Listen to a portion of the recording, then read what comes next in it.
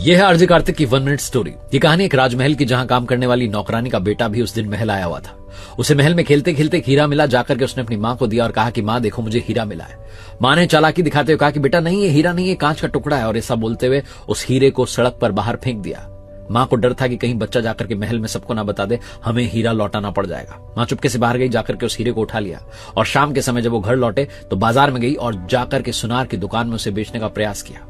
सुनार ने जब वो हीरा देखा तो उसके मन में लालच आ गया। उसने कहा, अरे नहीं बहन जी, ये हीरा नहीं, ये तो कांच का टुकड़ा है। ये बोल करके उसने भी सड़क पर फेंक दिया।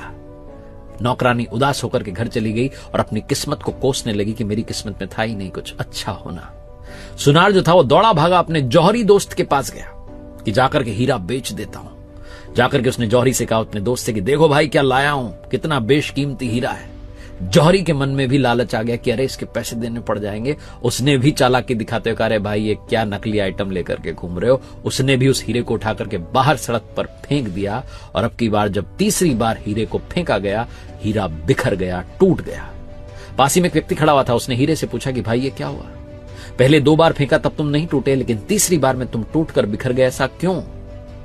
हीरे ने जो कहा वो इस कहानी का सार है। हीरे ने कहा, मेरे भाई, पहले 2 बार जिन्होंने फेंका वो मेरी कद्र नहीं करते थे, उन्हें पता ही नहीं था मैं कौन हूं।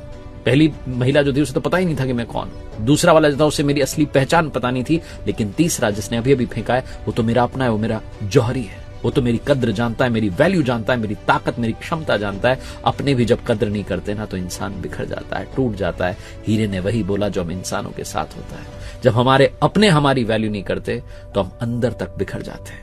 छोटी सी कहानी बस ये सिखाती है, अगर आप किसी को आगे ना बढ़ा पाए तो उसे पीछे मत खींचिएगा और अपनों की हमेशा कद्र कीजिए, उनका विश्वास बढ़ाते चलिए।